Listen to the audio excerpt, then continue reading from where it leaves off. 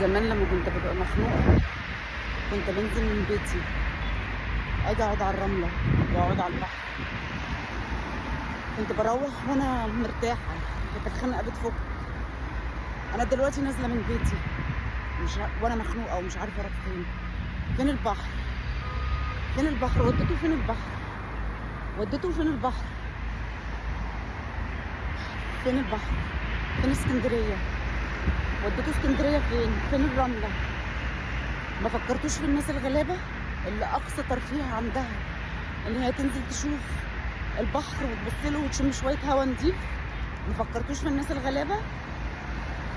كل بلاد الدنيا فيها شواطئ، كل بلاد الدنيا، وعاملين أماكن مخصصة للناس من غير كافيهات، للناس اللي ما عندهاش إمكانيات إن هي تقعد على كافيه.